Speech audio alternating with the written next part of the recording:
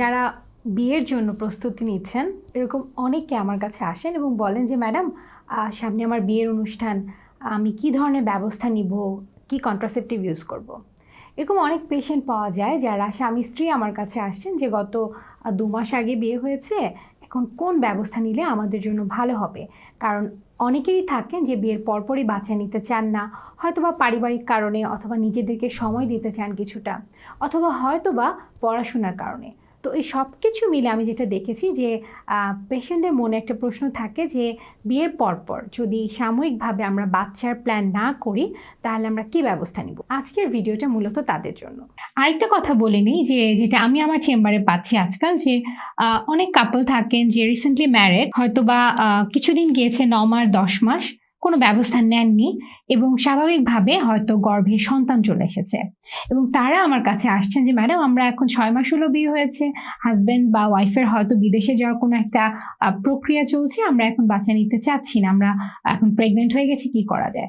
আসলে আমি চাই যে যারা নতুন বিয়ে করছেন তারা তাদের এই বিবাহিত জীবনে যেন প্রেগনেন্সিটাকে খুব প্ল্যান্ড ভাবে নেন এবং যেন এই ধরনের গর্ভপাতের সমস্যাগুলো সামনে না আসে।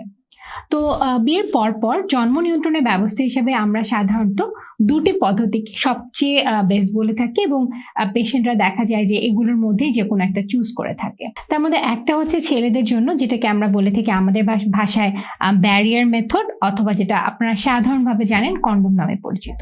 তো এটার উপকারিতাটা আসলে কি? তো জন্ম নিয়ন্ত্রণে বিভিন্ন পদ্ধতি আছে, আপনারা জানেন পিল আছে, ইনজেকশন আছে, এবং পুরুষদের জন্য এই কন্ডোমটার ভালো দিকটা হচ্ছে এটা সহজলভ্য এবং এটি পুরুষ মানে পার্টনারটি ব্যবহার করছেন এবং এতে কোনো হরমোনাল এফেক্ট, যেটা একজন নারী যখন একটি পিল খাচ্ছেন অথবা একটি ইনজেকশন নিচ্ছেন তার যে হরমোনাল এফেক্টগুলো তার শরীরে কিছু কিছু সমস্যা কখনো কখনো হচ্ছে, সেটা থেকে সম্পূর্ণভাবে তিনি মুক্তি পেতে পারছেন। প্লাস অনেক সময় দেখা যায় যে হাজব্যান্ড ওয়াইফ দুজন চাকরির জন্য হয়তোবা একটু দূরে দূরে আছেন, তো অনেকদিন পর হয়তোবা তাদের দেখা হচ্ছে, সেক্সুয়াল যে ইন্টারকোর্স এইটা হচ্ছে, তো সেগুলোর ক্ষেত্রে কন্ডোমটা আসলে খুবই ভালো, কারণ এটা আপনি সেই টাইম অনুযায়ী ইউজ করতে পারছেন। আরেকটা যেটা ভালো দিক, আমরা জানি যে সহবাসের মাধ্যমে অর্থাৎ সেক্সুয়াল ইন্টারকোর্স বা সেক্সের মাধ্যমে বিভিন্ন রোগ জীবাণু কখনো কখনো পার্টনার থেকে পার্টনারে যায়। কন্ডোমটা যেহেতু একটা ব্যারিয়ার বা একটা আলাদা এক্সট্রা লেয়ার হিসেবে কাজ করে, দেখা যায় যে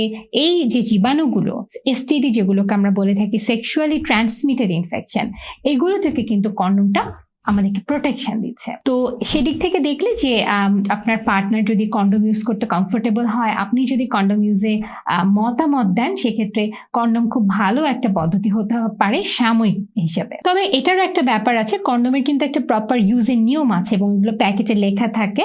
তো এই প্রপার ইউজটা আপনাদেরকে এনশিওর করতে হবে এবং সেক্ষেত্রে এটা অনেক ভালো একটা প্রোটেকশন দিতে পারে। তবে অবশ্যই কোনো জন্ম নিয়ন্ত্রণ পদ্ধতি 100% প্রোটেক্টিভ না। নারীদের ক্ষেত্রে যেটা আমরা প্রেসক্রাইব করে থাকি বিয়ের পরপরই যারা প্রেগনেন্সি চাচ্ছেন না, সেটা হচ্ছে যে জন্মবিরতিকরণ পিল। খুব কমন একটা প্রশ্ন আমি পেশেন্টের থেকে পাই যে ম্যাডাম আমার একটা প্রশ্ন আছে যে জন্মবিরতিকরণ পিল কি আমি সারা মাস ব্যাপী খাবো? আমাদের তো হয়তো বা সপ্তাহে 2 দিন দেখা হয় অথবা 4 দিন দেখা হয়। আমি এটা একটু সহজভাবে আপনাদেরকে বলি। জন্মবিরতিকরণ পিলের পাতাতে একটি নির্দিষ্ট সংখ্যক পিল থাকে এবং খুব কমনলি অনেকেই দেখা যায় হয়তো খালা অথবা প্রতিবেশী অথবা বোন কারো কাছ থেকে অ্যাডভাইস নিয়ে খাওয়া শুরু করছেন বিয়ের পরপর। অনেকেই ভাবেন কি যে হাজব্যান্ডের সাথে যেদিন থাকবো সেদিন একটি খেলেই চলবে। এটা কিন্তু 100% ভুল একটি তথ্য। এটার কারণ হচ্ছে যে জন্মবিরতিকরণ পিল এর মধ্যে যে হরমোনটা থাকে এটা একটা মিশ্রণ হরমোনের এবং এটা আমাদের শরীরে একটি নির্দিষ্ট লেভেলে আসার পরে যখন পিলটি বন্ধ হয় একটি নির্দিষ্ট সময়, তখন আমাদের মাসিক হয়। অর্থাৎ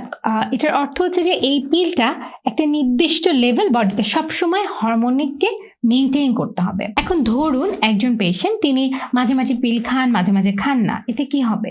হরমোনটা হঠাৎ করে নেমে যাবে এবং হঠাৎ করে তার ডিম ফুটে যেতে পারে এবং গর্ভে সন্তান চলে আসতে পারে। পাশাপাশি অনিয়মিতভাবে পিল যদি আপনি খেয়ে থাকেন সারা মাস ধরে কিন্তু অল্প অল্প ব্লিডিং হতে পারে, যেটাকে আপনি অন্য কোনো অসুখ ভেবে অস্থির হয়ে যেতে পারেন যে ম্যাডাম আমার কেন সারা মাস ব্লিডিং হচ্ছে। তো পিল খাওয়ার সুনির্দিষ্ট নিয়মটা আপনাদেরকে এই সময় অবশ্যই জানতে হবে। জন্মবিরতিকরণ পিলের একটা কমনলি পেশেন্টরা যা ভাবে যে ম্যাডাম আমার অমুক খালা বলেছে অনেক ওজন বেড়ে যায়, অমুক বোন বলেছে যে এতে আমার মুখে ব্রণ হচ্ছে, অমুক হবে।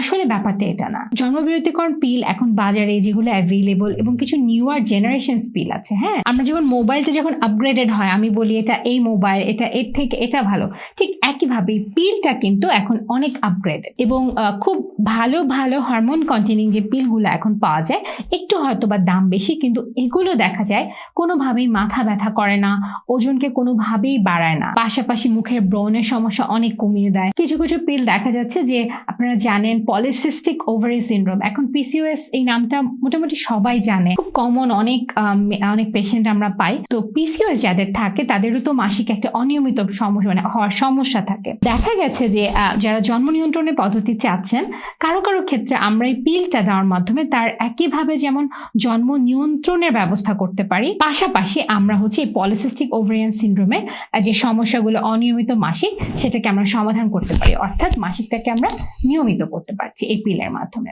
তো নারীদের ক্ষেত্রে আপনি যদি নতুন বিবাহিত হন অথবা সামনে বিয়ের অনুষ্ঠান অথবা আপাতত 1-2 বছরের জন্য সন্তান চাচ্ছেন না, পিলটা হতে পারে আপনার জন্য খুব ভালো একটা অপশন। এখন আপনাদের মনে নানা ধরনের প্রশ্ন থাকতে পারে যে ম্যাডাম আমি ধরেন পিল খেলাম না, আমি হাজবেন্ড যখন থাকবো শুধু আমি এমার্জেন্সি পিল খেলাম। দেখুন, যেটা আমি দেখি যে প্রচুর পেশেন্ট পাওয়া যাচ্ছে যারা হয়তো এমার্জেন্সি পিল খেয়েছেন, প্রেগনেন্ট হয়ে গেছেন, এখন এটা গর্ভপাত করাতে চাচ্ছেন, অথবা আপনি কোনো জন্ম নিয়ন্ত্রণের ব্যবস্থাই নেননি এবং দেখা গেছে গর্ভে সন্তান চলে এসেছে। এবং আরো এরকম দেখা যায় যে হাজব্যান্ড ওয়াইফ হয়তো বা ভাবছেন যে আমরা বীর্যটাকে বাইরে ফেলি, যেটা আমাদের ডক্টরি ভাষায় আমরা বলে থাকি কয়টাস ইন্টারাপ্টাস। হ্যাঁ, তো এটাতে তারা ভাবছেন যে এটা একদম সেফ, আমার বীর্যটা ভিতরে যাচ্ছে না যেহেতু আমার গর্ভে সন্তান আসবে না, কিন্তু এটাও কিন্তু আপনাকে কখনোই 100% প্রোটেকশন দিবে না। পাশাপাশি অনেক সময় দেখা যায় যে অনেকে বলেন যে ম্যাডাম আমরা মেনে চলি, অর্থাৎ হচ্ছে যে যেই টাইমটা আমরা সেফ পিরিয়ড মনে করি সেই টাইমটাতে তারা স্বামী স্ত্রী থাকেন।